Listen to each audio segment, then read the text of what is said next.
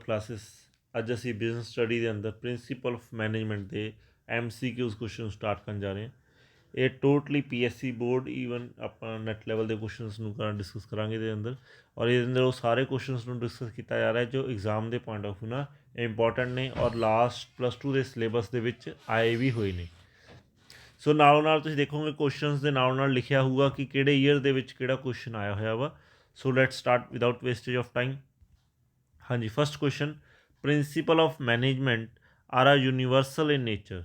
कहते principle of management जी universal nature आ ਉਹਦੇ 4 ऑप्शनस ने। हमेशा ऑप्शनस ਨੂੰ ਪਹਿਲਾਂ ਪੜ੍ਹਿਆ ਕਰੋ, एनालाइज ਕਰਿਆ ਕਰੋ और ਜਿਹੜੀਆਂ ਗਲਤ ऑप्शनस ਲੱਗਦੀਆਂ ਉਹਨਾਂ ਨੂੰ ਪਹਿਲਾਂ ਮਾਰਕ ਕਰੋ। ਦੈਨ ਜੇ ਉਹ ਕਨਫਿਊਜ਼ਨ ਕ੍ਰੀਏਟ ਕਰਦੀਆਂ ਉਹਨਾਂ 'ਚੋਂ ਇੱਕ ਫਾਈਨਲ ਡਿਸੀਜਨ ਲਓ ਕਿ ਇਹਦਾ ਕਰੈਕਟ ਆਂਸਰ ਕਿਹੜਾ ਹੋ ਸਕਦਾ। Let's start. Principle of management are universal in nature because these are the followed by a every person, these are applicable in every organization or a group based activity, these are taught in the educational institutes or all of above। ਹੁਣ ਬੱਚੇ ਕੀ ਕਰਦੇ ਆ, ਜੇ ਇਹਦੇ ਵਿੱਚੋਂ answer ਪਹਿਚਾਨਣ ਦੀ ਕੋਸ਼ਿਸ਼ ਕਰਨਗੇ ਤਾਂ ਤੁਸੀਂ ਦੇਖੋ ਵਨ ਬਾय वन ਆਪਾਂ ਡਿਸਕਸ ਕਰਦੇ ਹਾਂ। these are the followed by the every person। ਹੁਣ ਹਰ principle of management are universal मतलब ਹਰ ਜਗ੍ਹਾ ਯੂਜ਼ ਹੁੰਦੀ ਹੈ। ਔਰ ਹੁਣ ਪਹਿਲੀ ਆਪਸ਼ਨ ਇਹ ਹੈ ਕਿ these are followed by the every person. ਹੁਣ ਮੋਸਟਲੀ ਬੱਚੇ ਕੀ ਕਰਦੇ ਆ, ਹਾਂਜੀ ਇਹ ਸਹੀ ਆ। Second, these are applicable in every organisation, ਇਹ ਹਰ ਸੰਸਥਾ 'ਚ ਯੂਜ਼ ਹੁੰਦਾ, ਇਹ ਵੀ ਸਹੀ ਆ। These are taught in every educational institutes, ਉਹ ਕਹਿੰਦੇ ਵੀ ਹਰ ਐਜੂਕੇਸ਼ਨ ਇੰਸਟੀਟਿਊਟਸ ਟੌਟ ਮੀਨਸ ਪੜ੍ਹਾਇਆ ਜਾਂਦਾ ਵਾ ਇਹਦੇ ਬਾਰੇ। ਸੋ ਤੁਸੀਂ ਕਹਿ ਸਕਦੇ ਹੋ ਕਿ ਇਹ ਪੜ੍ਹਾਇਆ ਵੀ ਜਾਂਦਾ, ਬਟ ਨਹੀਂ ਵੀ ਕਈ ਛੋਟੀਆਂ ਕਲਾਸਾਂ 'ਚ ਇਹ ਚੀਜ਼ਾਂ ਨਹੀਂ ਪੜ੍ਹਾਈ ਜਾਂਦੀਆਂ। ਸੋ ਇਹਦਾ ਆਂਸਰ ਬੱਚੇ ਹੀ ਕਰਨਗੇ। ਜਦੋਂ 2 ਆਪਸ਼ਨ A ਐਂਡ B ਲੱਗ ਗਿਆ ਤਾਂ ਉਹ ਕਹਿਣਗੇ ਵੀ D ਆਲ ਆਫ ਬਬਾ, ਬਟ ਇਹ ਗਲਤ ਆ। ਇਹ ਇੰਸਟੀਟਿਊਟਸ ਵਿੱਚ ਪੜ੍ਹਾਇਆ ਵੀ ਜਾਂਦਾ, ਨਹੀਂ ਵੀ ਪੜ੍ਹਾਇਆ ਜਾਂਦਾ, ਬਟ ਇਹ ਗਲਤ ਆ। ਇਹ ਆਪਸ਼ਨ ਨਹੀਂ ਹੋ ਸਕਦੀ ਕਿਉਂਕਿ ਹਰ ਇੱਕ ਇੰਸਟੀਟਿਊਟਸ ਨਹੀਂ ਪੜ੍ਹਾਇਆ ਜਾਂਦਾ। ਜਿਵੇਂ ਕਿ ਆਪਾਂ ਡਿਸਕਸ ਕਰੀਏ ਛੋਟੇ ਬੱਚੇ ਨੂੰ ਪ੍ਰਾਇਮਰੀ ਵਿੰਗ ਦੇ ਨੂੰ ਮੈਨੇਜਮੈਂਟ ਬਾਰੇ ਨਹੀਂ ਪੜ੍ਹਾਇਆ ਜਾਂਦਾ, ਸੋ ਇੱਥੇ ਗਲਤ ਹੋ ਗਿਆ। ਇੰਸਟੀਟਿਊਟ ਉਹ ਐਜੂਕੇਸ਼ਨਲ ਇੰਸਟੀਟਿਊਟ ਆ। These are followed by every person, ਇਹ ਹਰ ਇੱਕ ਪਰਸਨ ਦੁਆਰਾ ਫੋਲੋ ਨਹੀਂ ਕੀਤਾ ਜਾਂਦਾ। ਅਸਲ ਦੇ ਵਿੱਚ ਜਿਹੜੇ ਪ੍ਰਿੰਸੀਪਲਸ ਨੇ ਮੈਨੇਜਮੈਂਟ ਕੀ ਆ, ਉਹ ਇਕੱਲੇ ਪਰਸਨ ਦੀ ਨਹੀਂ ਗੀ। ਮੈਨੇਜਮੈਂਟ ਦਾ ਮੀਨਿੰਗ ਇਹੀ ਕਿ number of persons working together. So ਇਹ ਆਪਸ਼ਨ ਵੀ ਨਹੀਂ ਹੋ ਸਕਦੀ। ਸੋ ਆਪਸ਼ਨ ਕੀ ਰਹੇਗੀ, these are applicable in every organization. Organization 'ਚ ਸੰਸਥਾ ਹੁੰਦੀ ਆ, ਨੰਬਰ ਆਫ ਪਰਸਨਸ ਹੁੰਦੇ ਨੇ, ਉੱਥੇ ਇਸ ਚੀਜ਼ ਨੂੰ ਯੂਜ਼ ਕੀਤਾ ਜਾਂਦਾ। ਸੋ ਇਹਦਾ ਜਿਹੜਾ ਕਰੈਕਟ ਆਂਸਰ ਆ ਉਹ ਕੀ ਆ, ਡੀ। ਸੋ ਆਪਾਂ ਨੈਕਸਟ ਕੁਐਸਚਨ ਵੱਲ ਵੱਧਦੇ ਹਾਂ। So correct answer is D. Next question, as a management expert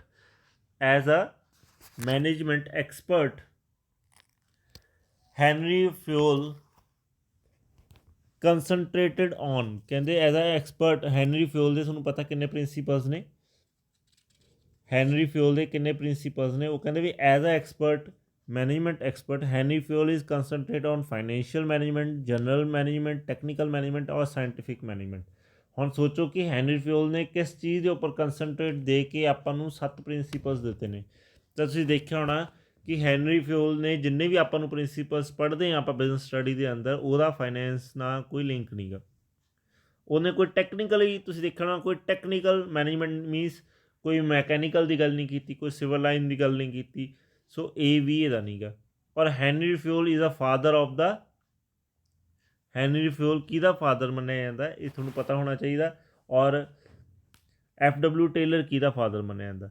so Henry ਫਿਓਲ ਆ ਜਿਹੜਾ ਉਹ ਫਾਦਰ ਮੰਨਿਆ ਜਾਂਦਾ ਵਾ ਕਿਸ ਚੀਜ਼ ਦਾ ਬੱਚੇ, ਮੈਨੇਜਮੈਂਟ ਦਾ, ਪ੍ਰਿੰਸੀਪਲ ਆਫ ਮੈਨੇਜਮੈਂਟ ਦਾ। ਸੋ ਜਿਹੜੇ ਸਾਇੰਟੀਫਿਕ ਮੈਨੇਜਮੈਂਟ ਦਾ ਜਿਹੜਾ ਪ੍ਰਿੰਸੀਪਲ ਆ ਉਹ ਕੌਣ ਆ, FW ਟੇਲਰ ਆ। ਸੋ ਇਹ ਵੀ ਨਹੀਂ ਹੋ ਸਕਦਾ। ਸੋ ਜਨਰਲ ਮੈਨੇਜਮੈਂਟ ਕੀ ਆ, ਜਨਰਲ ਮੈਨੇਜਮੈਂਟ ਇਹਦਾ ਕਰੈਕਟ ਆਂਸਰ ਆ। ਉਹ ਕਿਹਨੇ ਦਿੱਤਾ ਸੀ, ਹੈਨਰੀ ਫਿਓਲ ਨੇ ਦਿੱਤਾ ਸੀ। ਇਹਨੇ ਮੋਸਟਲੀ ਕੰਸਨਟਰੇਟ ਕੀਤਾ ਜਨਰਲ ਮੈਨੇਜਮੈਂਟ। ਮੀਨਸ ਇੱਥੇ ਕਹਿਣ ਦਾ ਮਤਲਬ ਇਹ ਹੈ ਕਿ ਜਿਹੜੇ 14 ਪ੍ਰਿੰਸੀਪਲਸ ਦਿੱਤੇ ਗਏ ਨੇ ਮੈਨੇਜਮੈਂਟ ਦੇ, ਡਿਫਾਈਨ ਕੀਤੇ ਗਏ ਨੇ ਹੈਨਰੀ ਫਿਓਲ ਦੁਆਰਾ, ਉਹ ਜਨਰਲ ਨੇ, ਉਹ ਹਰ ਸੰਸਥਾ 'ਚ ਲਾਗੂ ਹੁੰਦੇ ਆ। ਚਾਹੇ ਉਹ ਸਕੂਲ ਹੋਣ, ਚਾਹੇ ਕੋਈ ਆਰਗੇਨਾਈਜੇਸ਼ਨ ਹੋਵੇ, ਚਾਹੇ ਕੋਈ ਜਿੱਥੇ ਵੀ ਨੰਬਰ ਆਫ ਪਰਸਨਸ ਸੁਸਾਇਟੀ ਦੇ ਵੈਲਫੇਅਰ ਲਈ ਕੰਮ ਕਰਦੇ ਨੇ। ਸੋ ਉਹ ਇਹਨਾਂ ਸਾਰੀਆਂ ਸੰਸਥਾਵਾਂ ਦੇ ਵਿੱਚ ਇਹ 14 ਦੇ 14 ਪ੍ਰਿੰਸੀਪਲ ਲਾਗੂ ਹੋ ਜਾਂਦੇ ਨੇ। ਇਹ ਜਨਰਲ ਨੇ, ਜਨਰਲ ਮੀਨਸ ਆਮ ਪ੍ਰਿੰਸੀਪਲਸ ਨੇ, ਇਹ ਹਰ ਸੰਸਥਾ 'ਚ ਲਾਗੂ ਹੁੰਦੇ ਨੇ। ਸੋ ਹੈਨਰੀ ਫਿਓਲ ਨੇ ਜਿਹੜਾ ਕੰਸਨਟਰੇਟ ਕੀਤਾ ਸੀ ਇਹ 14 ਪ੍ਰਿੰਸੀਪਲਸ ਦੇ ਉੱਪਰ ਕੀਤਾ ਸੀ। ਨੈਕਸਟ ਕੁਐਸਚਨ ਵੱਲ ਵੱਧਦੇ ਹਾਂ। ਸੋ ਇਹਦਾ ਜਿਹੜਾ ਕਰੈਕਟ ਆਂਸਰ ਆ ਬੱਚੇ, ਇਹਦਾ ਜਿਹੜਾ ਕਰੈਕਟ ਆਂਸਰ ਆ ਉਹ ਕੀ ਆ, general management. Correct answer is B। So third question ਵੱਲ ਵੱਧਦੇ ਹਾਂ।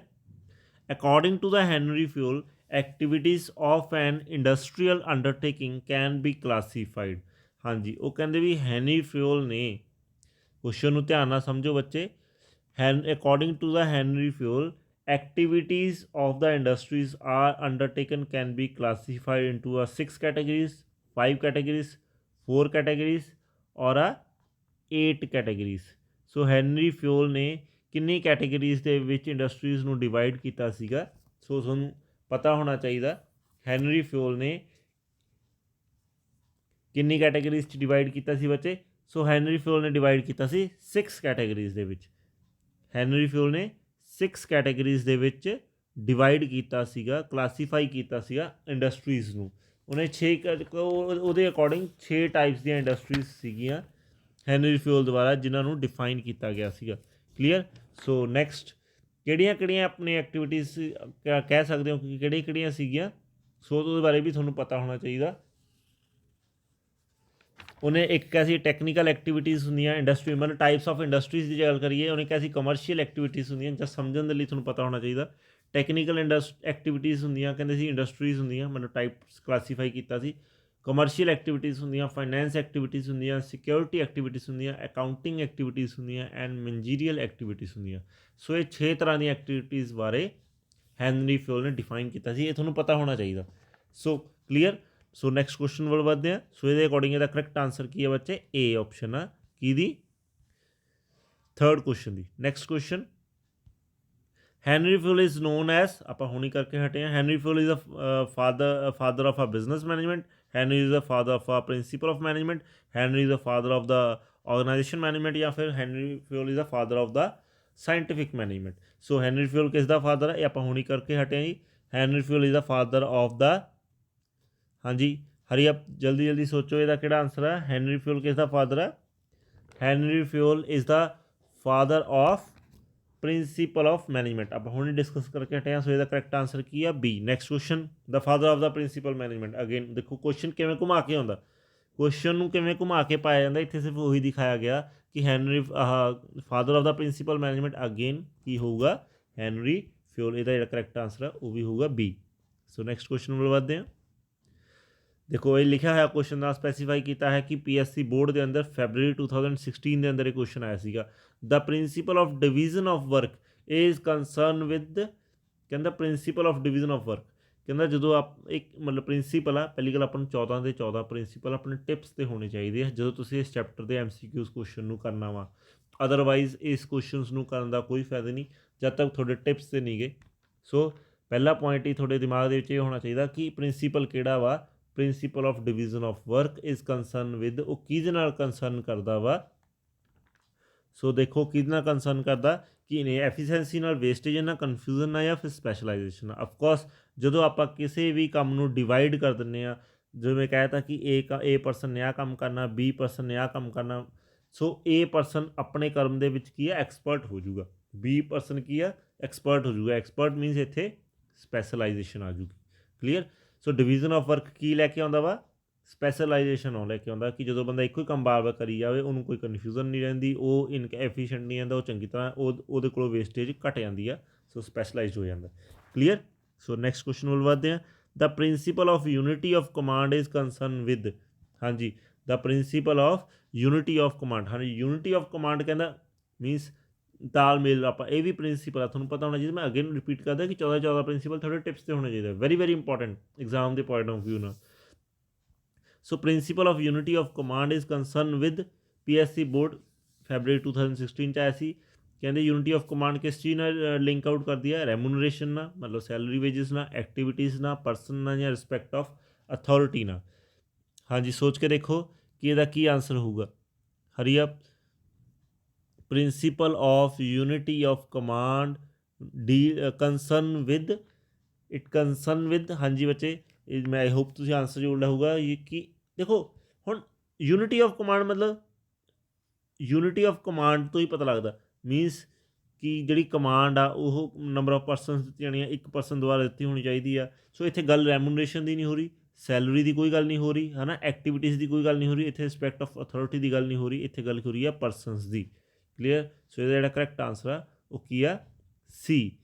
आई होप ਤੁਹਾਨੂੰ ਸਮਝ ਲੱਗਾ ਕਿ ਇਹਦਾ ਕਰੈਕਟ ਆਂਸਰ ਕੀ ਹੈ C. Next question, the principle of order is concerned with justice and kindness, right person at a right job, issuing direction, and one had a one plan। हाँ जी, question ध्यान नाल पढ़ोगे तो ਤੁਹਾਨੂੰ क्लीयर हो जाऊगा कि द प्रिंसीपल ऑफ ऑर्डर किस चीज़ ਨਾਲ कंसर्न करता। ਤੁਸੀਂ ਦੇਖੋਗੇ ਸਾਰੇ ਉਹੀ ਕੁਐਸਚਨਸ ਨੇ ਜੋ PSC बोर्ड ਦੇ ਵਿੱਚ ਆਏ ਹੋਏ ਨੇ।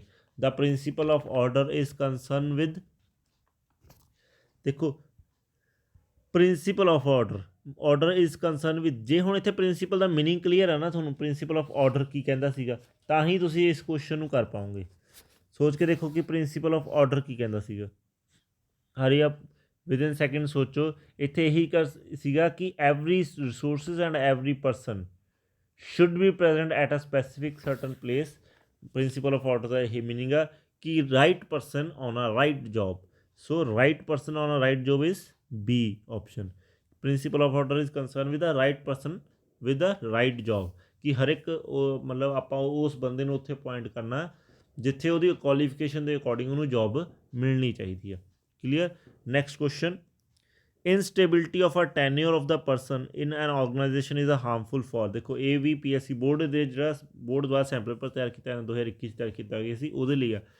Instability of the tenure of the person, instability of the tenure of the person means in an organisation means ਕਿ ਜਦੋਂ ਕਿਸੇ ਬੰਦੇ ਦੀ ਸਟੇਬਿਲਿਟੀ ਨਾ ਹੋਵੇ, ਉਹਨੂੰ ਪਤਾ ਹੀ ਨਾ ਹੋਵੇ ਉਹਨੇ ਕਿੰਨੇ ਸਾਲ ਜੌਬ ਕਰਨੀ ਇਸ ਆਰਗੇਨਾਈਜੇਸ਼ਨ ਦੇ ਅੰਦਰ, ਇਜ਼ ਹਾਰਮਫੁਲ ਫॉर। ਫਿਰ ਉਹ ਇੰਪਲੋਈ ਵੀ ਡਰਦਾ, ਮਤਲਬ ਵਰਕਰ ਵੀ ਡਰਦਾ, ਪਤਾ ਨਹੀਂ ਮੈਨੂੰ ਸਵੇਰੇ ਕੱਢ ਦੇਣਗੇ ਪਰਸੋਂ ਨੂੰ ਕੱਢ ਦੇਣਗੇ। ਔਰ ਆਰਗੇਨਾਈਜੇਸ਼ਨ ਦੇ ਲਈ ਵੀ ਇਹ ਹਾਰਮਫੁਲ ਹੁੰਦਾ ਕਿ ਜਿਹੜੇ ਵਰਕਰ ਨੂੰ ਅਸੀਂ ਟ੍ਰੇਨਿੰਗ ਦਿੱਤੀ, ਕੰਮ ਸਿਖਾਇਆ, ਉਹ ਕਦੇ ਵੀ ਛੱਡ ਕੇ ਜਾ ਸਕਦਾ। ਜੇ ਅਸੀਂ ਉਹਨੂੰ 25 ਸਾਲ ਲਈ, 20 ਸਾਲ ਲਈ, 10 ਸਾਲ ਲਈ, 2 ਸਾਲਾਂ ਲਈ ਅਪੁਆਇੰਟ ਕਰ ਲਿਆ, ਉਹਦੇ ਨਾਲ ਕੰਟਰੈਕਟ ਕਰ ਲਿਆ। ਟੈਨਿਓਰ ਹੁੰਦਾ ਵੀ ਕਿੰਨੀ ਦੇਰ ਕੰਮ ਕਰਵਾਉਣਾ। ਇਨਸਟੇਬਿਲਿਟੀ ਮਤਲਬ ਬਈ ਸ਼ੋਰਟੀ ਨਹੀਂ ਕਿ ਵੀ ਸਵੇਰੇ ਕੰਮ 'ਤੇ ਰੱਖਣਾ ਨਹੀਂ ਰੱਖਣਾ, ਆਊਗਾ ਜਾਂ ਨਹੀਂ ਆਊਗਾ। ਜਦੋਂ ਅਸੀਂ ਉਹਦੇ ਨਾਲ ਕੰਟਰੈਕਟ ਕਰ ਲੈਂਦੇ ਹਾਂ, ਉਹਨੂੰ ਪ੍ਰੋਪਰ ਪੇ ਦਿੰਦੇ ਹਾਂ, ਤਾਂ ਉਹ ਕੰਮ ਦੇ ਵਿੱਚ ਜੁੜਿਆ ਰਹਿੰਦਾ, ਅਦਰਵਾਈਜ਼ ਉਹ ਦੋਨਾਂ ਲਈ ਹਾਰਮਫੁਲ ਹੁੰਦਾ। ਸੋ ਇੱਥੇ ਆਨਸਰ ਕੀ ਆਊਗਾ, ਬੋਥ। ਸੀ ਆਪਸ਼ਨ ਹੋਊਗੀ, ਸੀ ਆਪਸ਼ਨ ਹੋਊਗੀ, ਕਿਉਂਕਿ ਉਹਦੇ ਵਿੱਚ ਉਹ ਦੋਨਾਂ ਲਈ ਹਾਰਮਫੁਲ ਹੋਊਗਾ, ਇੰਪਲੋਈ ਲਈ ਵੀ ਅਤੇ ਇਸ ਆਰਗੇਨਾਈਜੇਸ਼ਨ ਲਈ ਵੀ, ਕਿ ਜੇ ਪਰਸਨ ਦਾ ਸ਼ਿਓਰਟੀ ਨਹੀਂ ਗੀ। ਕਲੀਅਰ। ਹੁਣ ਆਪਾਂ ਨੈਕਸਟ ਕੁਐਸਚਨ ਵੱਲ ਵੱਧਦੇ ਹਾਂ। ਫਿਓਰ ਕਲਾਸੀਫਾਈਡ ਆਲ ਦਾ ਐਕਟਿਵਸ ਇਨਟੂ ਆ 6 ਗਰੁੱਪਸ। ਹਾਂਜੀ ਦੇਖੋ ਆ ਗਿਆ ਕਿ ਫਿਓਲ ਆ ਜਿਹੜਾ ਕਲਾਸੀਫਾਈਡ ਕਰਦਾ ਆਲ ਦਾ ਐਕਟੀਵਿਟੀਜ਼ ਇਨ ਆ 6 ਗਰੁੱਪਸ। ਸੋ ਕਿਹੜੇ ਗਰੁੱਪਸ ਨੇ ਉਹ ਜਿਹੜੇ ਇਹਦੇ ਵਿੱਚ ਨੇ ਡਿਫਾਈਨ ਕੀਤਾ ਸੀਗਾ, ਕਿ ਜਿਹਦੇ ਵਿੱਚ ਨੇ ਡਿਫਾਈਨ ਕੀਤਾ ਸੀਗਾ। ਸੋਚ ਕੇ ਦੇਖੋ ਕੁਐਸਚਨ, ਹੁਣੀ ਮੈਂ ਤੁਹਾਡੇ ਨਾਲ ਡਿਸਕਸ ਵੀ ਕੀਤੇ ਸੀਗੇ ਕਿ ਉਹ ਕਿਹੜੇ ਕਿਹੜੇ ਗਰੁੱਪ ਨੇ, ਕਿਹੜੇ 6 ਗਰੁੱਪਸ ਨੇ। ਸੋ ਇੱਥੇ ਤੁਸੀਂ ਇਹਨੂੰ ਐਨਾਲਾਈਜ਼ ਕਰੋ,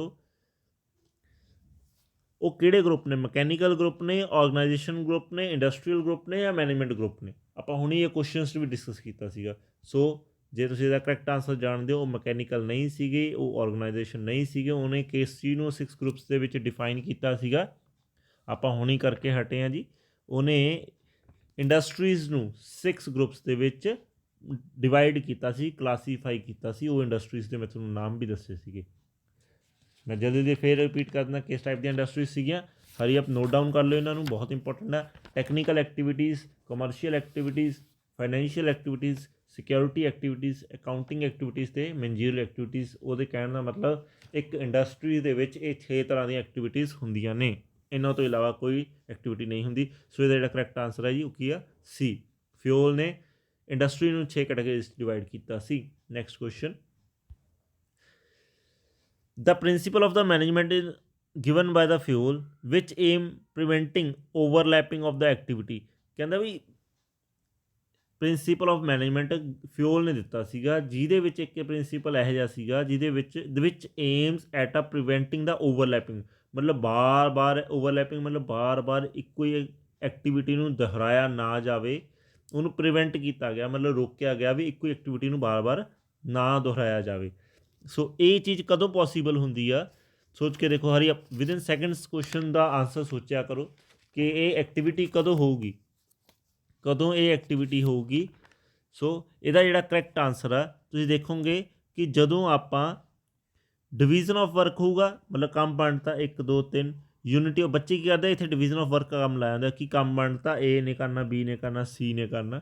ਸੋ ਇੱਥੇ ਪਹਿਲਾਂ ਆਪਸ਼ਨਸ ਪੜ੍ਹੋ। ਯੂਨਿਟੀ ਆਫ ਕਮਾਂਡ ਦਾ ਤਾਲਮੇਲ ਨਾਲ ਕੰਮ ਕਰਨਾ। ਸੋ ਇੱਥੇ ਓਵਰਲੈਪਿੰਗ ਆਫ ਐਕਟੀਵਿਟੀਜ਼ ਦੀ ਗੱਲ ਹੋ ਰਹੀ ਹੈ। ਨੈਕਸਟ ਆਪਸ਼ਨ ਹੈ C unity of direction. Third one is the order. ਹੁਣ ਇੱਥੇ ਧਿਆਨ ਨਾਲ ਸਮਝੋ, ਮੈਂ ਇੱਕ ਚੀਜ਼ ਤੁਹਾਨੂੰ ਸਮਝਾਉਣਾ ਚਾਹੁੰਦਾ, ਇੱਥੇ ਧਿਆਨ ਨਾਲ ਸਮਝੋ ਇਸ ਚੀਜ਼ ਨੂੰ ਕਿ ਜਦੋਂ ਆਪਾਂ ਨੂੰ ਇੱਕ ਪਰਸਨ ਡਾਇਰੈਕਸ਼ਨ ਦੇਣ ਵਾਲਾ ਹੋਵੇ, ਯੂਨਿਟੀ ਆਫ ਡਾਇਰੈਕਸ਼ਨ ਮਤਲਬ ਵਨ ਪਰਸਨ ਡਾਇਰੈਕਸ਼ਨ ਦੇਣ ਵਾਲਾ ਹੋਵੇ, ਤੂੰ ਆਹ ਕੰਮ ਕਰ, ਤੂੰ ਆਹ ਕੰਮ ਕਰ, ਤੂੰ ਆਹ ਕੰਮ ਕਰ, ਤੂੰ ਆਹ ਕੰਮ ਕਰ, ਦੈਨ ਆਪਾਂ ਨੂੰ ਕਲੀਅਰ ਹੋਊਗਾ ਕਿ ਆਹ ਕੰਮ ਮੈਂ ਏ ਪਰਸਨ ਤੋਂ ਕਰਵਾ ਰਿਹਾ, ਆਹ ਬੀ ਤੋਂ ਕਰਵਾ ਰਿਹਾ, ਆਹ ਸੀ ਤੋਂ ਕਰਵਾ ਰਿਹਾ, ਆਹ ਡੀ ਤੋਂ ਕਰਵਾ ਰਿਹਾ। ਸੋ ਜਦੋਂ ਤੁਹਾਨੂੰ ਇਹ ਚੀਜ਼ ਦੇ ਬਾਰੇ ਕਲੀਅਰ ਹੋਊਗਾ ਕਿ ਹਾਂ ਬਈ ਇੱਕ ਪਰਸਨ ਸਾਨੂੰ ਡਾਇਰੈਕਸ਼ਨ ਦੇ ਰਿਹਾ ਔਰ ਸਹੀ ਡਾਇਰੈਕਸ਼ਨ ਦੇ ਰਿਹਾ, ਸਾਰੇ ਪਰਸਨਸ ਉਸ ਡਾਇਰੈਕਸ਼ਨ ਦੇ ਅਕੋਰਡਿੰਗ ਕੰਮ ਕਰ ਰਹੇ ਨੇ, ਤਾਂ ਕੀ ਹੋਊਗਾ ਕਿ ਸਾਡੇ ਗੋਲਸ ਆ ਜਿਹੜੇ ਉਹ ਅਚੀਵ ਹੋਣਗੇ ਅਤੇ ਓਵਰਲੈਪਿੰਗ ਤੋਂ ਅਸੀਂ ਬਚਾਂਗੇ। ਠੀਕ ਹੈ ਜੀ, ਓਵਰਲੈਪਿੰਗ ਮਤਲਬ ਇੱਕੋ ਹੀ ਕੰਮ ਨੂੰ ਬਾਰ ਬਾਰ ਕਰਨ ਤੋਂ ਬਚਾਂਗੇ। ਸੋ ਇੱਥੇ ਜਿਹੜਾ ਕਰੈਕਟ ਆਨਸਰ ਆ ਉਹ ਯੂਨਿਟੀ ਆਫ ਡਾਇਰੈਕਸ਼ਨ ਆ। Clear. So next question, the principle of unity of command is concern with. ਹਾਂਜੀ, ਇਹ ਹੋ ਚੁੱਕਿਆ, ਆਪਾਂ ਆਲਰੇਡੀ ਡਿਸਕਸ ਕਰ ਚੁੱਕੇ ਹਾਂ ਕਿ ਦੇਖੋ ਇਹ ਰਿਪੀਟ ਹੋ ਗਿਆ ਕਿ ਜਿਹੜੀ ਯੂਨਿਟੀ ਆਫ ਕਮਾਂਡ ਆ ਉਹ ਕਿਹਦੇ ਨਾਲ ਡੀਲ ਕਰਦੀ ਆ, ਉਹ ਪਰਸਨਸ ਨਾਲ ਡੀਲ ਕਰਦੀ ਹੈ। ਸੋ ਨੈਕਸਟ ਕੁਐਸਚਨ ਵੱਲ ਵੱਧਦੇ ਹਾਂ। Instability of the tenure of the organisation is harmful for, again ਇਹ ਵੀ ਹੋ ਚੁੱਕਿਆ ਜੀ।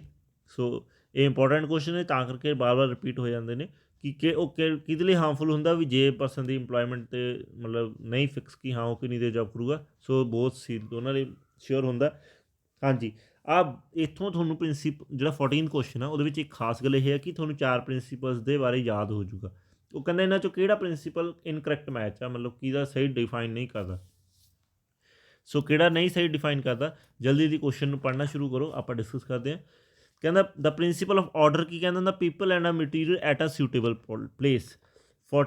ਸੋ 14th ਕੁਐਸਚਨ ਕੀ ਕਹਿ ਰਿਹਾ ਕਿ ਇਹਦੇ ਅੰਦਰ ਕਿਹੜਾ ਆਪਸ਼ਨ ਗਲਤ ਆ। ਕਹਿੰਦਾ ਪ੍ਰਿੰਸੀਪਲ ਆਫ ਆਰਡਰ ਕੀ ਆ, ਆਰਡਰ ਇਹ ਕਹਿੰਦਾ ਵੀ ਕਿਹੜੇ ਪਰਸਨ ਨੇ ਕਿੱਥੇ ਮਟੀਰੀਅਲ ਹੋਣਾ ਚਾਹੀਦਾ ਅਤੇ ਸੁਟੇਬਲ ਪਲੇਸ 'ਤੇ ਲੈ ਕੇ ਆਉਣਾ। ਪ੍ਰਿੰਸੀਪਲ ਆਫ ਆਰਡਰ ਇਹੀ ਕਹਿੰਦਾ ਵਾ, ਦੈਟ ਮੀਨਸ ਇਹ ਕਰੈਕਟ ਆ ਕਿ ਉਹ ਇਹੀ ਦੱਸਦਾ ਵਾ ਕਿ ਕਿਹੜਾ ਬੰਦਾ ਕਿੱਥੇ ਕੰਮ ਕਰੂਗਾ ਅਤੇ ਕਿਹੜੇ ਮਟੀਰੀਅਲ ਨੇ ਕਿੱਥੇ ਹੋਣਾ ਚਾਹੀਦਾ ਉਹਦਾ। ਨੈਕਸਟ ਕੁਐਸਚਨ ਕੀ ਕਹਿੰਦਾ, ਪਾਰਟ ਕੀ ਕਹਿੰਦਾ, principle of initiative dependence to the employees to formulate and implement the plans. Initiative ਹੁੰਦਾ ਮਤਲਬ ਇਨੀਸ਼ੀਏਟਿਵ ਲੈਣਾ, ਮੀਨਸ ਅੱਗੇ ਵੱਧ ਕੇ ਕੰਮ ਕਰਨਾ। ਇੰਪਲੋਈਜ਼ ਨੂੰ ਆਪਾਂ ਜਦੋਂ ਮੋਟੀਵੇਟ ਕਰਦੇ ਹਾਂ ਉਹ ਅੱਗੇ ਵੱਧ ਕੇ ਕੰਮ ਕਰਦੇ ਨੇ। ਉਹ ਅੱਗੇ ਵੱਧ ਕੇ ਕੰਮ ਕਿੱਥੇ ਕਰਦੇ ਨੇ, ਉਹ ਸੰਸਥਾ ਦੇ ਵਿੱਚ ਪੋਲਿਸੀਜ਼ ਨੂੰ, ਪਲੈਨਸ ਨੂੰ ਬਣਾਉਣ ਦੇ ਵਿੱਚ ਹੈਲਪ ਕਰਦੇ ਨੇ ਇੰਪਲੋਈਜ਼। ਸੋ ਇਹ ਵੀ ਸਹੀ ਆ। ਨੈਕਸਟ ਕੁਐਸਚਨ ਸੀ ਆਪਸ਼ਨ ਪੜ੍ਹੋ। Principle of equity means equal remuneration to all the employees. ਹੁਣ ਦੇਖੋ, ਪ੍ਰਿੰਸੀਪਲ ਆਫ ਇਕੁਇਟੀ ਦਾ ਮਤਲਬ ਇਹ ਨਹੀਂ ਹੋ ਸਕਦਾ ਕਿ ਸਾਰੇ ਇੰਪਲੋਈਜ਼ ਨੂੰ ਇੱਕੋ ਹੀ ਤਨਖਾਹ ਦੀ, ਕੋਈ ਮੈਨੇਜਰ ਹੁੰਦਾ, ਕੋਈ ਸੁਪਰਵਾਈਜ਼ਰ ਹੁੰਦਾ, ਕੋਈ ਵਰਕਰ ਹੁੰਦਾ। ਸੋ ਇੱਥੇ ਕੀ ਆਪਸ਼ਨ ਕੀ ਦਿੱਤੀ ਆ ਰਹੀ, equal remuneration to all the persons. So equal remuneration to all the persons, that means C option ਕੀ ਆ, ਉਹ ਗਲਤ ਆ। ਸੋ ਆਪਾਂ ਡੀ ਵੀ ਪੜ੍ਹ ਲੈਂਦੇ ਹਾਂ। ਸਪਾਈਟ ਦੇ ਕ੍ਰੌਪ ਮੀਨਸ ਕੋਆਪਰੇਟਿੰਗ ਅਮੰਗ ਦਾ ਡਿਫਰੈਂਟ ਇੰਪਲੋਈਜ਼। ਹਾਂਜੀ, ਸਾਰਿਆਂ ਨੂੰ ਮਿਲ ਕੇ ਕੰਮ ਕਰਨਾ ਚਾਹੀਦਾ। ਸੋ ਇਹ ਵੀ ਸਹੀ ਆਪਸ਼ਨ ਆ। ਸੋ ਇਹਦਾ ਜਿਹੜਾ ਕਰੈਕਟ ਆਨਸਰ ਆ ਉਹ ਕੀ ਆ, ਸੀ। ਇਹਦੇ ਵਿੱਚ ਕਿਹੜੀ ਆਪਸ਼ਨ ਨਹੀਂ ਗੀ ਸਹੀ, ਉਹ ਹੈਗੀ ਆ ਸੀ। ਨੈਕਸਟ 15th ਕੁਐਸਚਨ ਵੱਲ ਵੱਧਦੇ ਹਾਂ। ਆਈ ਹੋਪ ਤੁਹਾਨੂੰ ਸਮਝ ਲੱਗ ਗਿਆ ਹੋਊਗਾ। ਫਿਊਲ ਕਲਾਸੀਫਾਈਡ ਦਾ ਆਲ ਐਕਟੀਵਿਟੀਜ਼, ਅਗੇਨ ਰਿਪੀਟ ਹੋ ਗਿਆ। ਫਿਊਲ ਨੇ ਕਿਹੜੀ ਐਕਟੀਵਿਟੀਜ਼ ਨੂੰ ਕੀਤਾ ਵਾ ਜੀ, ਇੰਡਸਟਰੀਅਲ ਐਕਟੀਵਿਟੀਜ਼। ਹੈਨਰੀ ਫਿਊਲ ਵਾਜ਼ ਆ ਕਿਸ ਚੀਜ਼ ਦਾ ਪ੍ਰੋਫੈਸਰ ਸੀ ਉਹ, ਇਹ ਵੀ ਬਹੁਤ ਇੰਪੋਰਟੈਂਟ ਆ, ਪੁੱਛਿਆ ਜਾਂਦਾ ਹੈਨਰੀ ਫਿਊਲ। ਜੇ ਤੁਸੀਂ ਹੈਨਰੀ ਫਿਊਲ ਦੀ ਲਾਈਫ ਹਿਸਟਰੀ ਪੜ੍ਹੋਗੇ ਤਾਂ ਤੁਹਾਨੂੰ ਪਤਾ ਲੱਗੂਗਾ ਕਿ ਉਹ ਮੈਨੇਜਮੈਂਟ ਦਾ ਪ੍ਰੋਫੈਸਰ ਸੀਗਾ, ਜਾਂ ਮਾਈਨਿੰਗ ਦਾ ਇੰਜੀਨੀਅਰ ਸੀ, ਮੈਨੇਜਮੈਂਟ ਦਾ ਇੰਜੀਨੀਅਰ ਸੀ, ਜਾਂ ਫਿਰ ਟੈਕਨੀਕਲ ਇੱਕ ਇੰਜੀਨੀਅਰ ਸੀਗਾ। ਸੋ ਜੇ ਤੁਹਾਨੂੰ ਥੋੜ੍ਹੀ ਜਿਹੀ ਵੀ ਹਿਸਟਰੀ ਉਹਦੀ ਪੜ੍ਹੀ ਆ ਤਾਂ ਤੁਹਾਨੂੰ ਪਤਾ ਹੋਊਗਾ ਕਿ ਪਹਿਲਾਂ ਹੈਨਰੀ ਫਿਊਲ ਨੇ ਪ੍ਰਿੰਸੀਪਲਸ ਲਿਖਣ ਤੋਂ ਪਹਿਲਾਂ ਉਹਨੇ ਇੰਡਸਟਰੀਜ਼ 'ਚ ਕੰਮ ਕੀਤਾ ਸੀ। ਉਹ ਐਜ਼ ਅ ਮਾਈਨਿੰਗ ਇੰਜੀਨੀਅਰ ਕੰਮ ਕਰ ਰਿਹਾ ਸੀਗਾ। Next 17th question, which of the followings are not a type of the activity of the industrial undertaking by the Henry Fayol. ਦੇਖੋ ਉਹੀ ਆ ਗਿਆ, ਜਿਹੜੀ ਮੈਂ 4 ਐਕਟੀਵਿਟੀਜ਼ ਨੂੰ ਤੁਹਾਨੂੰ ਡਿਫਾਈਨ ਕੀਤਾ ਸੀਗਾ, commercial activity, financial activity, monetary activity ਅਤੇ ਅਕਾਊਂਟਿੰਗ ਐਕਟੀਵਿਟੀ। ਜੇ ਤੁਸੀਂ ਮੇਰੀ ਆਵਾਜ਼ ਨੂੰ ਧਿਆਨ ਨਾਲ ਸੁਣਿਆ ਹੋਊਗਾ, ਚਾਰੇ ਆਪਸ਼ਨਸ ਨੂੰ ਸੁਣਿਆ ਹੋਊਗਾ, ਤਾਂ ਤੁਸੀਂ ਆਈ ਹੋਪ ਇਹਦਾ ਕਰੈਕਟ ਆਨਸਰ ਦੇ ਦੋਗੇ। ਸੋ 17th ਦਾ ਜਿਹੜਾ ਕਰੈਕਟ ਆਨਸਰ ਆ ਉਹ ਕਿਹੜਾ ਵਾ, ਕਿਹੜੀ ਐਕਟੀਵਿਟੀਜ਼ ਨਹੀਂ ਸੀਗੀਆਂ। ਸੋ ਉਹ ਮੋਨੀਟਰੀ ਐਕਟੀਵਿਟੀਜ਼ ਨਹੀਂ ਸੀਗੀਆਂ। ਸੋ ਕਿਹੜੀਆਂ ਐਕਟੀਵਿਟੀਜ਼ ਨਹੀਂ ਸੀਗੀਆਂ ਜੀ, ਮੋਨੀਟਰੀ ਐਕਟੀਵਿਟੀਜ਼ ਨਹੀਂ ਸੀਗੀਆਂ। ਕਲੀਅਰ। ਉਹਨੇ ਪੁੱਛਿਆ ਵਿਚ ਵਨ ਇਜ਼ ਨਾਟ, ਜੇ ਤੁਸੀਂ 6 ਐਕਟੀਵਿਟੀਜ਼ ਨੋਟ ਡਾਊਨ ਕੀਤੀਆਂ ਹੋਣਗੀਆਂ ਤੁਹਾਨੂੰ ਪਤਾ ਲੱਗ ਜਾਓ ਉਹ 'ਚ ਮੋਨੀਟਰੀ ਐਕਟੀਵਿਟੀ ਤੁਸੀਂ ਨਹੀਂ ਲਿਖਿਆ। Next question 18th question, which of the following principle is not given by the Henry Fayol. Again ਜੇ ਤੁਹਾਨੂੰ ਪ੍ਰਿੰਸੀਪਲਸ ਯਾਦ ਨੇ, ਮੈਂ ਤੁਹਾਨੂੰ ਪਹਿਲਾਂ ਹੀ ਦੱਸਿਆ ਕਿ ਇਸ ਚੈਪਟਰ ਦੇ ਆਬਜੈਕਟਿਵ ਟਾਈਪ ਕੁਐਸਚਨਸ ਕਰਨ ਤੋਂ ਪਹਿਲਾਂ ਤੁਹਾਨੂੰ ਪ੍ਰਿੰਸੀਪਲ ਔਨ ਟਿਪਸ ਹੋਣੇ ਚਾਹੀਦੇ ਨੇ, ਤਾਂ ਹੀ ਤੁਸੀਂ ਕਰ ਸਕਦੇ ਹੋ। So which of the following principle is not given by the Henry Fayol, principle of scalar chain, principle of order, principle of mental revolution and principle of equity.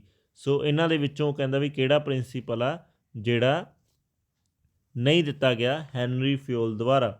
ਸੋ ਇਹਦਾ ਜਿਹੜਾ ਕਰੈਕਟ ਆਂਸਰ ਆ ਉਹ ਕੀ ਆ, option number C, principal of mental revolution. ਇਹ ਇਹਦਾ correct answer ਆ ਕਿ ਇਹ ਪ੍ਰਿੰਸੀਪਲ ਆ ਜਿਹੜਾ ਉਹ ਹੈਨਰੀ ਫਿਊਲ ਨੇ ਨਹੀਂ ਦਿੱਤਾ, ਉਹਨੇ ਨਾਟ ਪੁੱਛਿਆ। ਠੀਕ ਹੈ ਜੀ। Next question, what is the name of the book which is considered to be a most significant contribution of the Henry Fuel? ਕਹਿੰਦੇ ਉਹ ਕਿਹੜੀ ਬੁੱਕ ਆ ਜਿਹਦੇ ਵਿੱਚ ਹੈ ਮਤਲਬ ਜਿਹੜੀ ਹੈਨਰੀ ਫਿਊਲ ਦਾ ਜਿਹਦੇ ਵਿੱਚ ਬਹੁਤ ਇੰਪੋਰਟੈਂਟ ਰੋਲ ਆ ਬੁੱਕ ਲਿਖਣ ਦੇ ਵਿੱਚ। ਸੋ ਇਹਦਾ ਜਿਹੜਾ ਕਰੈਕਟ ਆਂਸਰ ਆ 19th ਦਾ ਜਿਹੜਾ ਕਰੈਕਟ ਆਂਸਰ ਆ ਬੱਚੇ ਉਹ ਕੀ ਆ, ਬੀ। ਆਪਾਂ ਤੁਸੀਂ ਪ੍ਰਿੰਸੀਪਲਸ ਤੋਂ ਸਮਝ ਹੀ ਸਕਦੇ ਹੋ ਕਿ ਜਨਰਲ ਐਂਡ ਇੰਡਸਟਰੀਅਲ ਮੈਨੇਜਮੈਂਟ ਬਾਰੇ ਮਤਲਬ ਹੈਨਰੀ ਫਿਊਲ ਨੇ ਜਨਰਲ ਪ੍ਰਿੰਸੀਪਲਸ ਦਿੱਤੇ ਨੇ ਅਤੇ ਉਹਨੇ ਇੰਡਸਟਰੀ ਨੂੰ ਚੰਗੀ ਤਰ੍ਹਾਂ ਡਿਫਾਈਨ ਕੀਤਾ। ਸੋ ਇਹਦਾ ਜਿਹੜਾ 19th ਜਿਹੜਾ ਕਰੈਕਟ ਆਂਸਰ ਆ ਓਕੇ ਜੀ, B option. Clear. So next question ਵੱਲ ਵੱਧਦੇ ਹਾਂ।